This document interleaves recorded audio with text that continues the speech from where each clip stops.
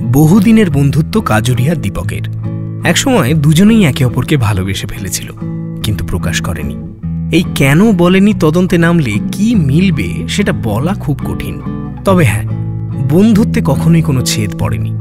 এমনভাবেই কেটে গেছে বেশ কয়েকটা বছর।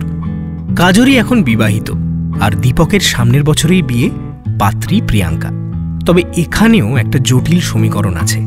প্রিয়াঙ্কা আবার কাজরি আর দীপকের কমন ফ্রেন্ড। তবে এদের লুকোনো প্রেমের হদিশ প্রিয়াঙ্কা কখনো পায়নি। একদিন কফি শপে আড্ডা দিচ্ছিল দীপক আর প্রিয়াঙ্কা। সেখানে দেখা হয়ে গেল কাজরি আর ওর হাজব্যান্ড প্রতিমের সঙ্গে। চারজন একসাথে বসে অনেকক্ষণ আড্ডা দিল।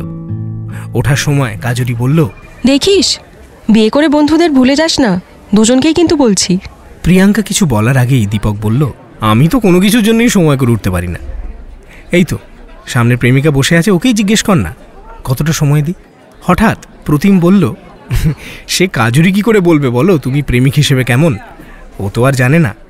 দীপক কাজরি কেউই কিছু বলল না, শুধু হেসে কথাটা এড়িয়ে গেল। দীপক মনে মনে বলল, আমি প্রেমিক হিসেবে কেমন সেটা সবচেয়ে বেশি কাজরির জানার কথা ছিল। কাজরি মনে মনে বলল, দীপক কেমন প্রেমিক ও আমাকে জানাতে চাইল কোথায়?